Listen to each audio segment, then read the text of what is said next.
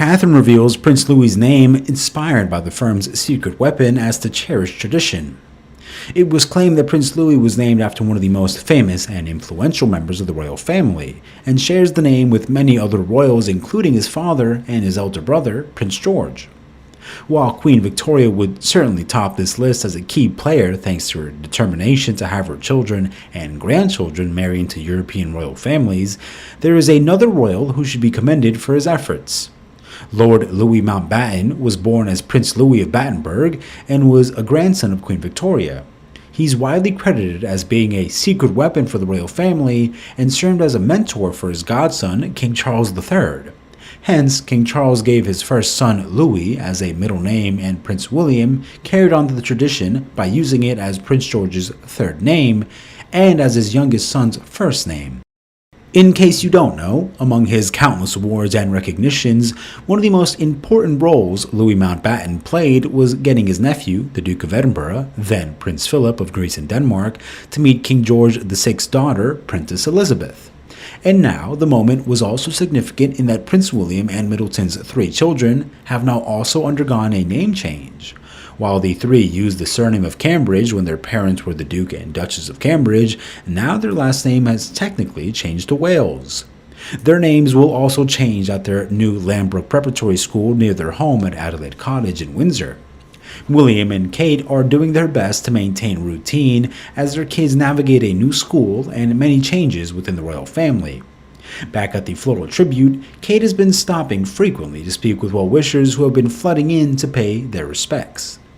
William reassured the crowd that things were working out there for the little prince and princess, adding, "They're settling in. We're trying to keep everything constant and settled for them." A fan asked the prince if the death of the queen was being talked about in school, and William responded, "They are. There is lots of talking." Moreover, speaking of the special bond between Louis and his granny, one royal photographer reflected on the final photos he ever took of the queen, saying they were spontaneous. One of the last photos he took of the queen was at the Trooping the Colour. The Queen's appearances were limited, but her appearance on the balcony of Buckingham Palace produced some classic royal photos, adding that his favorite final photo was of the Queen and her great-grandson Prince Louis.